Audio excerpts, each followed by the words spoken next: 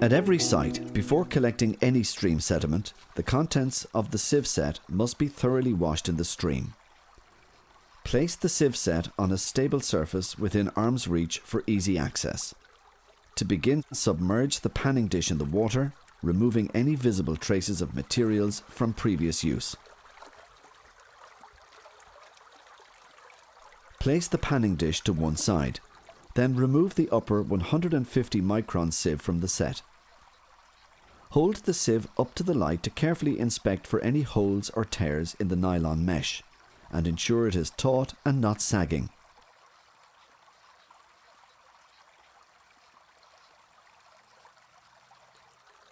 Clean the sieve by submerging it in water, using your hand to dislodge any trapped particles or dirt. Quickly shake it up and down while submerged to dislodge any stubborn particles.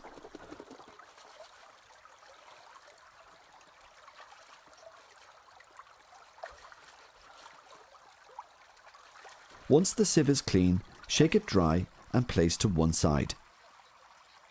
Submerge and thoroughly clean the cream fiberglass sediment collection dish, as this will be used to collect the very fine fraction of sub 150 microns of sieved sediment. It must be especially clean and free from any debris and excess water. As well as the sieves and dishes, all other equipment must be washed. Ensure that the safety gloves are washed both inside and out.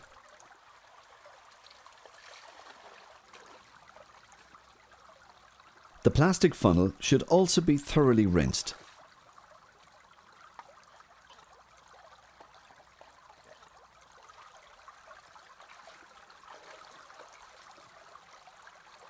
Finally, inspect and wash the lower 2 mm sieve.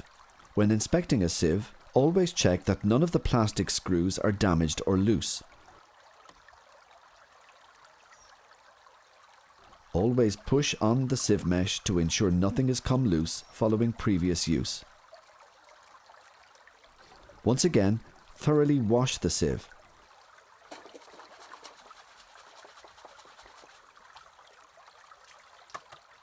When finished, place it to one side. Before you begin collecting, give the sediment collection dish a final rinse and then find a suitable position for it in the stream, ideally as close to the water course as practicable. This should provide a stable base. Use cobbles or boulders from the stream if necessary. It is also important to take time to assess the most practical location to set up the sieve set, as it will remain in this location for the duration of your time at site. Carefully place the fine 150 micron sieve on the collection dish, followed by the coarse 2 mm sieve. Once again, ensure everything is clean and damage-free before putting it in place.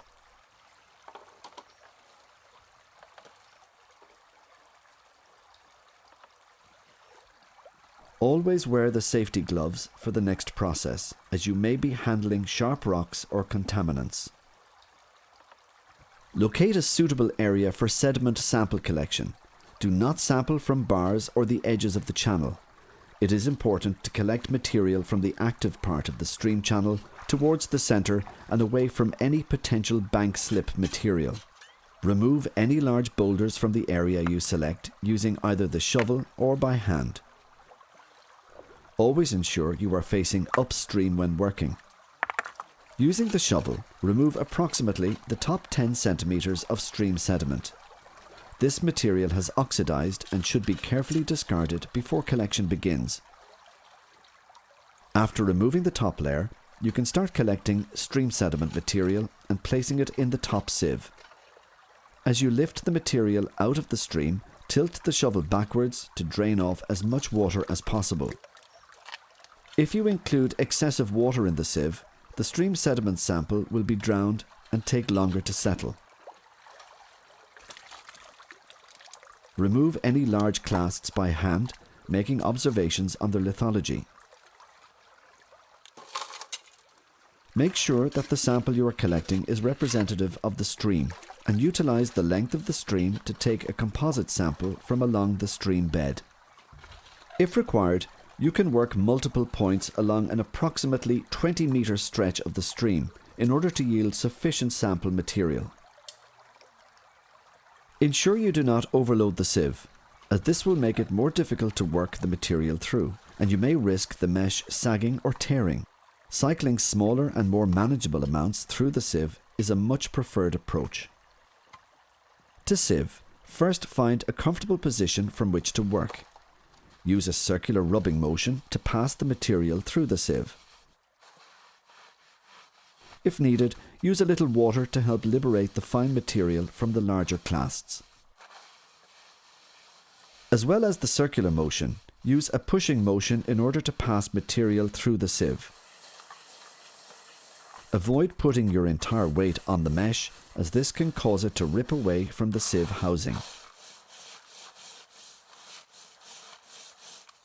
Before lifting and shaking the sieve, the sides must always be very thoroughly cleaned to prevent coarse material contaminating the contents of the lower sieve. A third glove may be used as a hose to wash the outer surfaces of the sieves.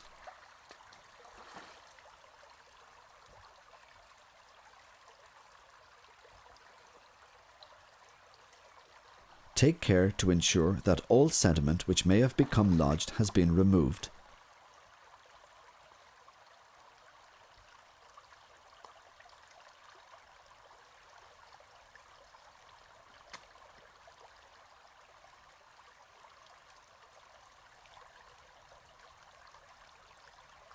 When the outsides of the sieves are completely clean, wash your gloved hands and shake them dry.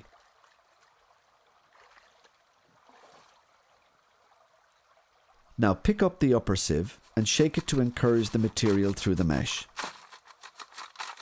Use both an up and down and side to side motion. Take care that material does not jump up into your eyes during this process. Continue shaking until the material has stopped coming through. This process will need to be repeated in order to yield enough material. When sufficient fine material has been collected, carefully wash your gloved hands and remove the upper sieve, once again ensuring that no coarse material enters the lower fine sieve below. Rinse the contents of the upper sieve and shake to remove excess water.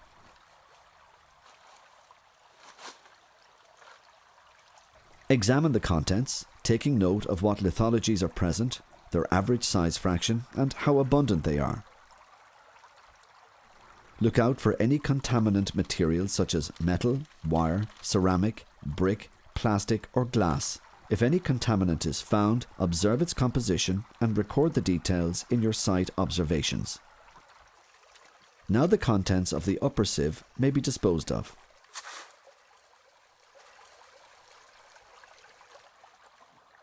Before working on the material in the lower fine sieve, wash your gloved hands again.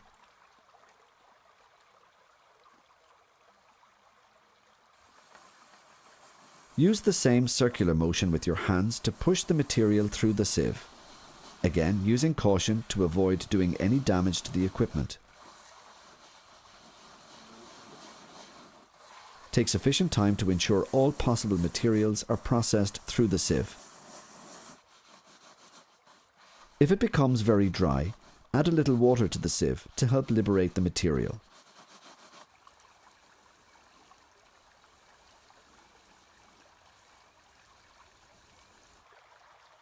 Once again, before lifting and shaking the sieve, the outside of the lower fine sieve must be very thoroughly washed, this time to avoid contaminating the stream sediment sample in the collection dish below.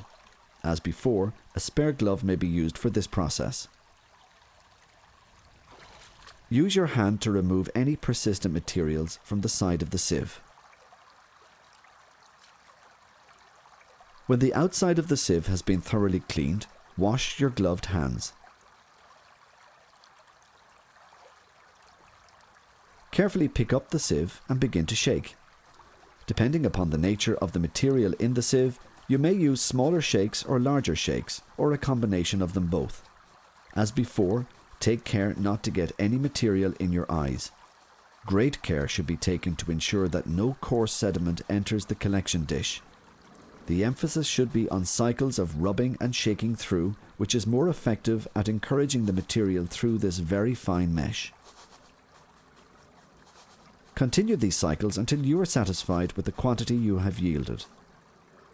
In order to know when all of the fine sediment material has been sieved through, ask your field partner to help. They can watch and let you know when material has stopped coming through the sieve. You can now remove the fine sieve. Leave the stream sediment in the collection dish to settle. Ensure it remains in a stable position to avoid the contents spilling out. You may use a gloved finger to assess the amount of fines yielded. As the dish is now uncovered, ensure the contents are not contaminated by any foreign material such as vegetation or larger particles. The material that remains in the fine gauge lower sieve will now be panned to collect a heavy mineral panned concentrate sample. Before transferring material from the fine sieve to the black panning dish, ensure you are well away from the stream sediment sample collection dish to avoid contamination. Carefully tip the material into the panning dish.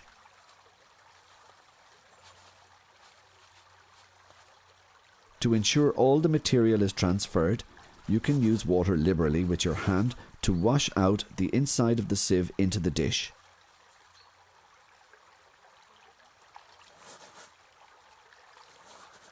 Continue until no material is left in the sieve.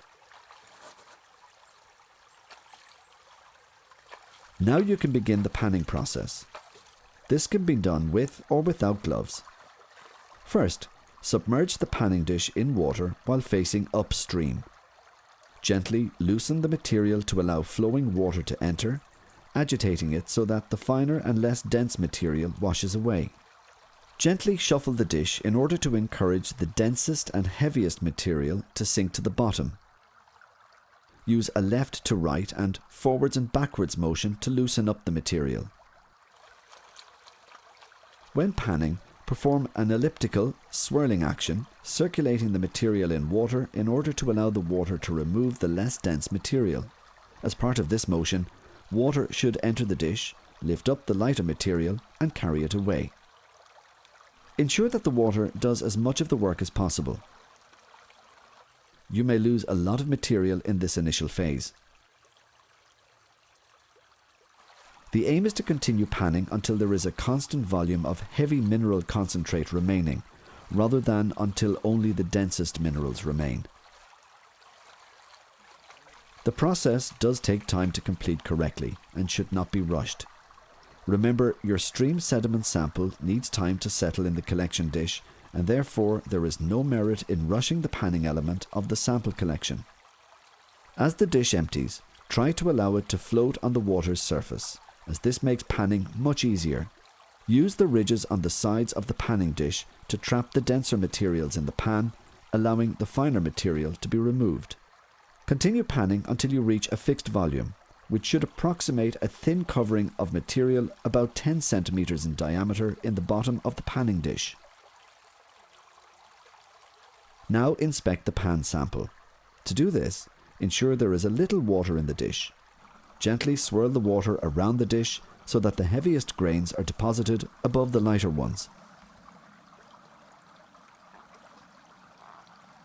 Use your hand lens to examine the grains. When examining, describe the colour, luster, fluorescence, size and form of the grains. Try to identify what minerals are evident, if necessary, using the mineral identification guide provided to assist you. The heavy mineral panned concentrate sample is now ready to be bagged up. Continue to leave the stream sediment sample to settle out in its collection dish.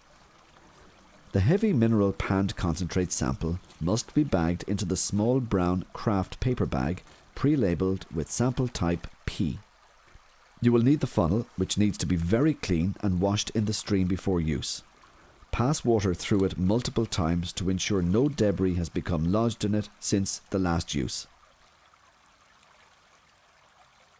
To bag up the heavy mineral panned concentrate sample, place the funnel in the sample bag. Check that the bag is intact.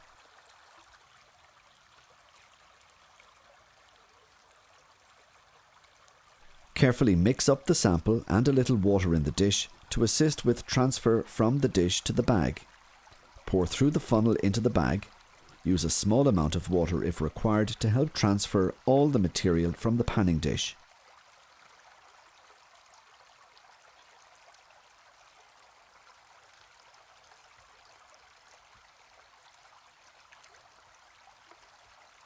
Ensure that the inside of the funnel is rinsed of any remaining material before removing it from the bag. Flick the sides of the bag to ensure that any floating material sinks. Pour excess water out of the sample bag. Ensure you pour towards you so that you can watch the water pouring out.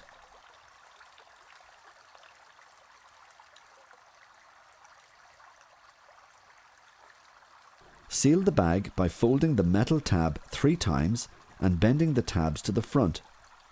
Return the sample bag to the site bag along with the water samples and seal the site bag. Whilst the stream sediment sample continues to settle out in its collection dish, now is a good time to collect a vegetation sample from the site. A vegetation sample is collected at stream sites where there is live woody vegetation close by. Ideally, you should sample the dominant species. This may be from a tree, hedgerow, or even a shrub such as heather. Try to take vegetation only from above waist height while standing on the stream bank. This is to prevent sampling from any potential flood zone. Do not sample any plant you suspect may be diseased or dying. Use secateurs or a similar tool to cut a length from a branch of mature growth. Approximately pencil thickness is ideal. Remove the brown craft paper sample bag, pre-labelled V, from the site bag.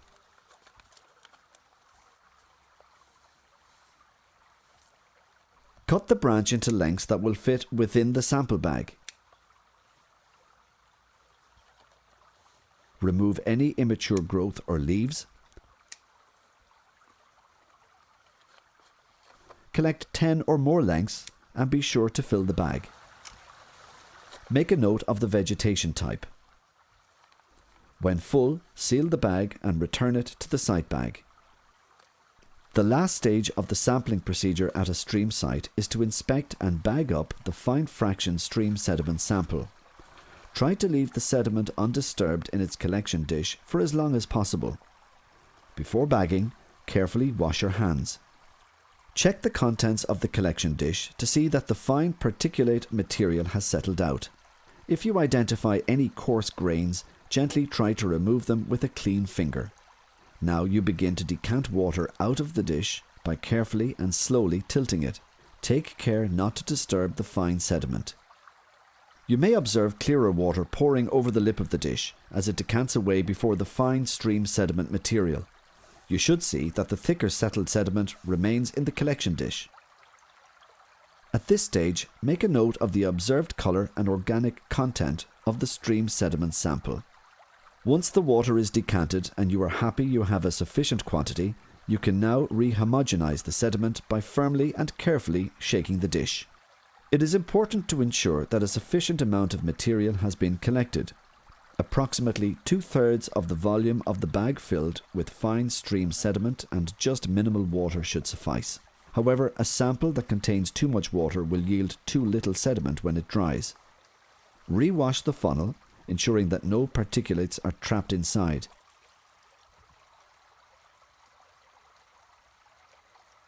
Take the large brown craft paper bag, pre-labelled C, from the site bag.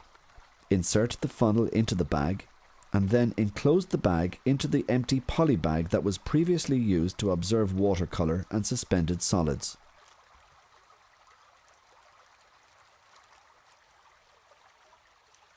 Give the dish one final shake, and then with one swift, smooth action, pour the sample into the funnel.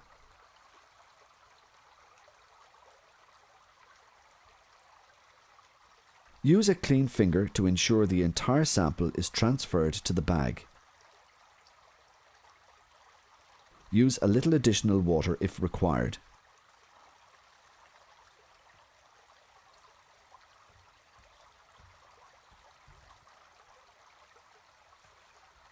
To ensure that no material remains in the funnel, once again use a small amount of water if required.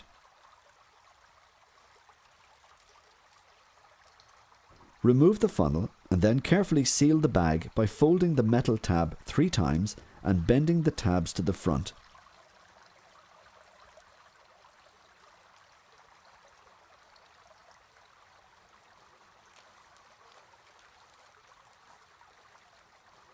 Very carefully squeeze the poly bag to remove as much air as possible and then securely seal it with a knot.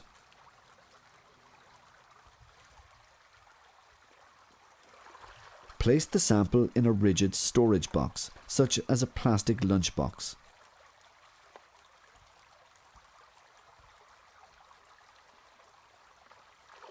Fit the lid with the knot of the poly bag sticking out one end. To avoid leakage, ensure the lid is securely fitted and keep the box upright at all times during transportation back to the field base. Before leaving a stream sample site, both samplers must ensure that all required observations and notes about the site and the samples are made. Wash all equipment thoroughly before packing away.